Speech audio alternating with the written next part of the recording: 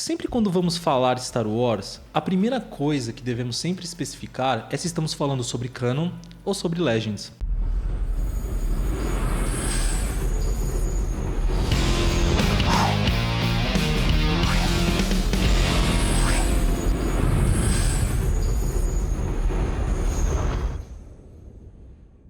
Depois que Star Wars foi lançado, ficou aparente que minha história, não importa quantos filmes levaria para ser contada, era apenas uma de milhares que podiam ser contadas sobre os personagens que habitam sua galáxia. Mas essas não eram histórias que eu estava destinado a contar. Ao invés disso, elas viriam da imaginação de outros escritores, inspirados pelo vislumbre de uma galáxia que Star Wars provia. Hoje é um maravilhoso e inesperado legado de Star Wars que tantos escritores talentosos estão contribuindo com novas histórias para a saga. Essa passagem é de George Lucas e ela está na introdução do livro The Splinter of the Mind Eyes, de Alan Dean Foster, de 1978. Esse mesmo autor ele é responsável pela primeira publicação do universo expandido de Star Wars, From the Adventures of Luke Skywalker, publicado em 1976, quase um ano antes do primeiro filme da franquia. Star Wars Legends, ou Universo Expandido, são todas as histórias de Star Wars que são oficialmente licenciadas, tirando, obviamente, os filmes e algumas séries, como The Mandalorian, a série animada The Clone Wars e etc. A lista de produtos assinada com o selo Legends é muito longa. Tem séries, filmes, desenhos, videogames, quadrinhos, brinquedos e assim por diante. Todas essas histórias contadas com o intuito de expandir o lore que cerca a série Star Wars. No começo, o material lançado para o universo expandido era muito rústico e esporádico, porque havia pouquíssimo material licenciado pela Lucasfilmes. Mas isso começou a mudar com o lançamento de Star Wars The Role Playing Game, o jogo de RPG de Star Wars, lançado em 1987. Para que os jogadores conseguissem criar histórias coerentes com o universo de Star Wars, a West End Games fez um tremendo trabalho de pesquisa e de apresentação coerente de todo o lore que teria sido criado até ali. E adicionou várias coisas, obviamente. Um exemplo disso é, obviamente, o alfabeto Aurebesh, que foi usado somente como uma peça ali de cenário no Retorno de Jedi, mas que foi desenvolvido e transformado num alfabeto completo e utilizável pelo jogo de RPG, e que depois foi utilizado novamente na trilogia Prequels, como um alfabeto que era realmente utilizado ali. Por causa desse tremendo trabalho de pesquisa, o Star Wars The Role Playing Game da West End Games acabou se tornando ali uma espécie de glossário e biblioteca de consulta para todos os escritores e produtores de conteúdo de Star Wars naquele momento. Em 1991, temos um outro grande marco da série. A Dark Horse Comics consegue a licença dos quadrinhos de Star Wars, que antes pertencia à Marvel, e deu início a uma série de ambiciosas publicações no universo expandido, como a excelente série Império Negro. Ao mesmo tempo, a Bantam Spectra, selo de ficção científica da Bantam Books, lançava a trilogia Thrawn, que foi uma grande revolução na qualidade literária das coisas que eram publicadas sobre Star Wars. Naquela época, a maior parte do que era publicado no universo expandido era sobre coisas que aconteceriam depois do Retorno de Jedi. Já que o George Lucas ele tinha deixado claro que as histórias pessoais do Anakin Skywalker, a ascensão ao poder do Palpatine, os eventos das Guerras Clônicas seriam histórias que ele iria contar. Quando veio o lançamento de Ameaça Fantasma, várias portas se abriram para os escritores e criadores de conteúdo no geral do universo expandido. Embora se tratasse ali de um período pacífico, e logo após viriam as Guerras Clônicas, os autores começaram a criar muitas coisas para antes, para o que aconteceria antes da Ameaça Fantasma. Com a chegada do filme Ataque dos Clones, veio o momento mais esperado pelos fãs durante 20 anos, que foram as Guerras Clônicas.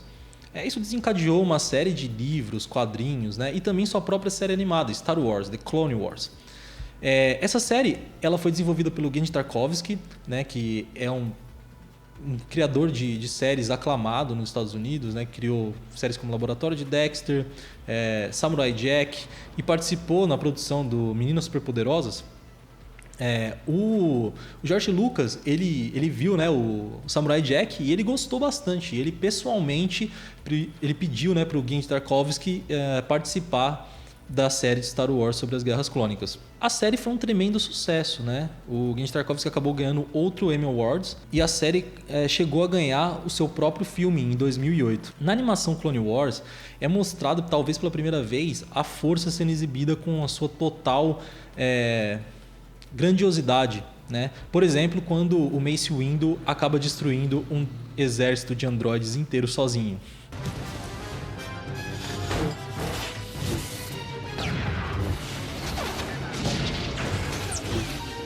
A segunda temporada da série animada acabou apresentando um dos grandes personagens dos filmes até, né, que foi muito importante no terceiro filme, que é o General Grievous. O Grievous ele é principalmente importante entre os episódios 21 a 25 ali de 2005, que fazem o link com o início do Vingança do Sith. Em abril de 2014, após fazer mais ou menos um ano que Star Wars estava sob a propriedade da Walt Disney Company, ela lançou no site oficial de Star Wars, starwars.com, uma nota decidindo ali separar de uma vez o canon do universo expandido.